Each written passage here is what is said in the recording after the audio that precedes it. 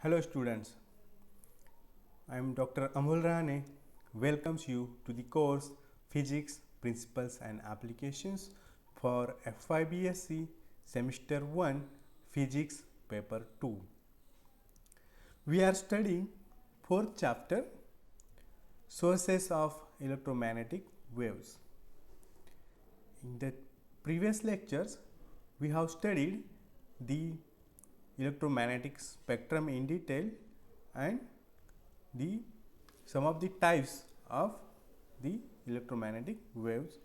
We have also studied the sources of radio waves and microwave waves. In this lecture, we will study the sources of infrared, visible and UV rays. Before that, let us study what are electromagnetic waves. So, we know that electromagnetic waves or EM waves are waves that are created as a result of vibrations between an electric field and a magnetic field. In other words, electromagnetic waves are composed of oscillating electric and magnetic fields. So, this is the electromagnetic spectrum and we have already studied the radio waves and microwaves in detail. So, in this lecture we will study the IR, visible and UV radiation in detail and their various sources. So, we know the different types of electromagnetic waves. So, gamma rays, X-rays, ultraviolet radiation, UV radiation, infrared radiation, microwave radiation and radio waves are the different types of electromagnetic waves, right. So, with the increasing frequency, the frequency of the electromagnetic waves increases from radio waves to gamma radiation, whereas the wavelength of gamma radiation is the smallest one and radio waves has highest wavelength. These are the ranges of wavelengths and frequencies in electromagnetic spectrum. So, we are concerned with infrared, visible and ultraviolet in this today's lecture. So, infrared that falls in the frequency range of 300 gigahertz to 405 terahertz. So, their wavelength falls in the region 750 nanometer to 1 millimeter, whereas visible radiation or light that we can see with our eyes that falls in this frequency range of 405 terahertz to 790 terahertz and their wavelength falls in the range of 390 nanometer to 750 nanometer. Ultraviolet radiation, that means the radiation that is at the lower wavelengths than that of the violet color in the visible spectrum, are having wavelengths of 10 nanometer to 400 nanometer, and frequency of the ultraviolet radiation is of the order of 700 terahertz to 30 petahertz. So, let us now study the infrared radiation in detail. Infra means that is far the red light or red color, right. So, in the visible spectrum we have the 7 different color and the red having the highest or longest wavelength that compare to the violet color, right. So, beyond that, beyond the red color there comes the infrared radiation that is having higher wavelength than that of the red color in the visible spectrum. So, infrared light, also called as IR, is electromagnetic radiation with longer wavelengths than those of visible light, extending from the nominal red edge of the visible spectrum at 0.74 micrometers to 1 millimeter. This range of wavelengths correspond to a frequency of approximately 300 gigahertz to 400 terahertz and includes most of the thermal radiation emitted by objects near room temperature. So, all the objects that are radiating the thermal radiation at room temperature, they give rise to the infrared radiation. All the human body or animals, they radiate this kind of radiation. So, infrared light is emitted or absorbed by molecules when they change their rotational or vibrational movements. So, there is subdivision of the infrared radiation, that is far infrared, that falls in the range of 300 gigahertz to 30 terahertz or wavelength of 1 millimeter to 10 micrometer. Then comes the mid infrared, that frequency falls in the range of 30 to 120 terahertz and wavelengths of the order of 10 to 2.5 micrometer. Near infrared, that comes in the frequency range of 120 to 400 terahertz and wavelengths of the order of 2500 to 750 nanometers. Therefore, see the far infrared, the lower part of this range may also be called as microwaves or terahertz waves, because there is overlapping between the microwaves and far infrared radiation. So, this radiation is typically absorbed by so-called rotational modes in gas phase molecules, by molecular motions in liquids, and by phonons in solids. The mid infrared shown by the hot objects or black body radiators. So, in this range, there comes the human skin at normal body temperature radiate strongly at the lower end of this region, right. This radiation is absorbed by molecular vibrations when the different atoms in a molecule vibrate around their equilibrium positions. The third type is near infrared, where the physical processes that are relevant for this range are similar to those for visible light. The highest frequencies in this region can be detected directly by some type of photographic film and by many types of solid state image sensors for infrared photography. So, this near infrared part of the infrared radiation, that is fall near to the visible radiation, right, and therefore, it can be easily detected by using some simple techniques. Infrared radiation, so we can see the sources of infrared radiation. So, it is commonly referred to as heat radiation. So, only objects emitting with a certain range of temperatures and emissivities will produce most of their electromagnetic emission in the infrared part of the spectrum. So, all the heat radiations, that means the objects that are radiating at room temperature, they give rise to this infrared radiation, right. So, all the hot body includes sun, star, galaxies, electronic devices, human body are the sources of infrared radiation, we can say. Near infrared, so molecular vibrations, plasma oscillations in metals, that give rise to the near infrared. Infrared radiation can be used to remotely determine the temperatures of objects if the emissivity is known. This is termed thermography, mainly used in military and industrial applications, but the technology is reaching the public market in the form of infrared cameras on cars due to the massively reduced production cost. Now, let us study the next radiation, that is visible radiation or light radiation.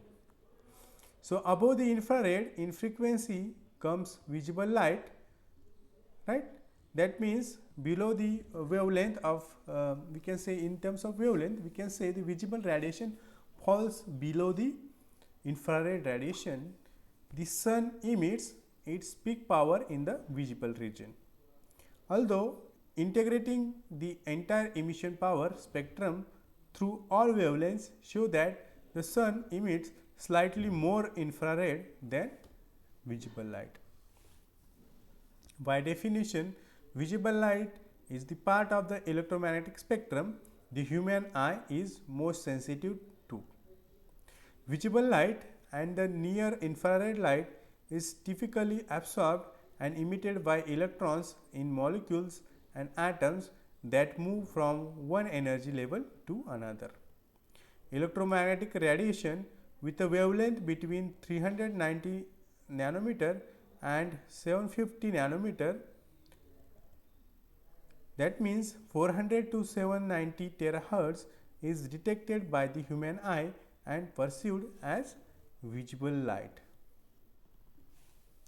Other wavelengths, especially near infrared, longer than 750 nanometer, and ultraviolet, shorter than 390 nanometer, are sometimes referred to as light, especially when the visibility to humans is not relevant. White light is a combination of light of different wavelengths in the visible spectrum. Passing white light through a prism splits it up into several colors of light observed in the visible spectrum. Red light has the lowest frequencies and the longest wavelengths, while violet has the highest frequencies and shortest wavelengths. Radiation from the sun peaks in the visible part of the spectrum, but it's more intense in the red than in the violet, making the sun yellowish in appearance. So, this is the visible spectrum, right? When we pass the white light in the prism, it splits the light into 7 different colors. So, we have the colors, right? So, from violet to red, the wavelength increasing, that means red has the longest wavelength and shortest frequency, right? Whereas violet has the shortest wavelength and we can say largest frequency in the visible spectrum. Let us now study the different sources of visible radiation. Visible light is produced by vibrations and rotations of atoms and molecules, as well as by electronic transitions within atoms and molecules. The receivers or detectors of light largely utilize electronic transitions. We say the atoms and molecules are excited when they absorb and relax when they emit through electronic transitions. That means all the transitions that are going inside the different energy levels in the atom, that means electrons jumping from one energy level to another energy level, that transitions gives rise to some form of light and mostly visible light. So, visible molecular electron excitation including pigment molecules found in the human retina or plasma oscillations in metal only, right. So, visible radiation cause molecular electron excitations and plasma oscillations in metals. Suns, stars, hot metals, filaments of bulbs, LEDs, ionized particles, fire, etc. produce visible light.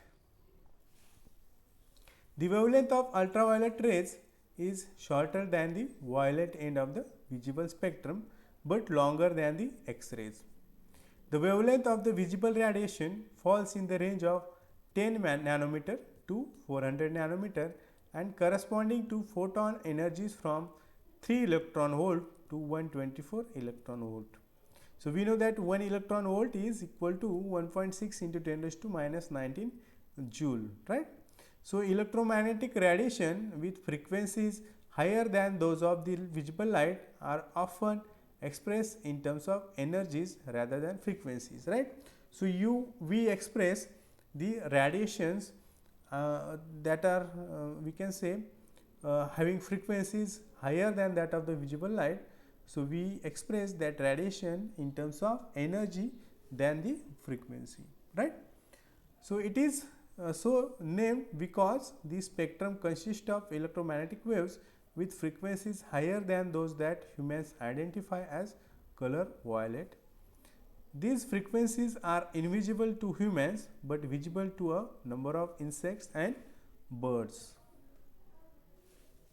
UV is the longest wavelength radiation whose photons are energetic enough to ionize atoms, separating electrons from them and thus causing chemical reactions. Short wavelength UV and the shorter wavelength radiation above it, that means X-rays and gamma rays, are called as ionizing radiation, and exposure to them can damage living tissue, making them a health hazard. UV can also cause many substances to glow with visible light. This is called fluorescence, right? That means in many substances, if we fall the UV light on that substances, these substances they will absorb this UV light, and the atoms from these we can say electrons in these atoms in that substance goes from lower energy level to higher energy level by absorbing that photons from UV radiation. But when these atoms they fall from the higher energy levels to lower energy levels, in that process they will emit the photons in the visible range of the spectrum, and because of that when we incident ultraviolet light on some substances, these substances they will give rise to visible light, right? And that process is called as fluorescence, right? So what is mean by fluorescence? So fluorescence means when we incident UV light on some substances or many substances, then they will absorb this UV radiation and there will be change in the energy levels of the atoms. That means the electrons in those atoms they will jump from lower energy level to the higher energy levels, and after that these atoms in the higher energy level they again fall back to the lower energy levels, emitting radiations or photons in the visible light or visible region, and therefore we will get a glow or visible light from these substances when UV radiation is incident on these substances, and therefore this process is called as fluorescence, or this property is called as fluorescence. So many substances show this kind of property of fluorescence. At the middle range of ultraviolet, UV rays cannot ionize but can break chemical bonds, making molecules unusually reactive. That means middle part of the UV, when it is incident on the molecules, they will not ionize the atoms, but they will break the chemical bonds between different atoms, and they will make the molecules unusually reactive. That means the molecules will become reactive when the bonds between them will be broken. So sunburn, for example, is caused by the disruptive effect of middle range UV radiation on skin cells, which is the main cause of skin cancer. UV rays in the middle range can irreparably damage the complex DNA molecules in the cell. That means the UV radiation is hazardous to our skin. The long exposure of this mid-range UV radiation can cause the skin cancer, or it could damage the DNA molecules in the cells of the skin. So let us study the different sources of UV radiation. The main source of the UV radiation are sun and the other celestial bodies. The sun emits significant ultraviolet radiations, about 10% of its total power, including extremely short wavelength UV that could potentially destroy most life on Earth. However, most of the sun's damaging UV wavelengths are absorbed by the atmosphere before they reach the surface. Most of the UV in the middle range of energy is blocked by the ozone layer, which absorbs strongly in the important 200 to 315 nanometer range. That means the ozone layer in our atmosphere that helps us to protect from the sun's damaging UV radiations, right. So, these dangerous UV radiations that are coming from sun, they will be absorbed by the atmosphere.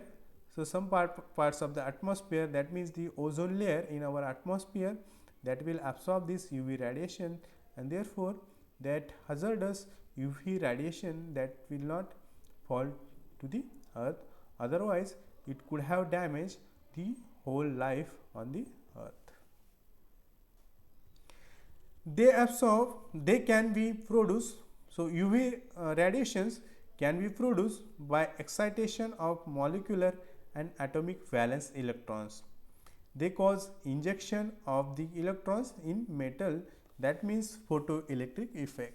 So, we know that photoelectric effect is that when light or UV radiation is incident on some metals, these metals, they will give rise to the ejection of electrons, right.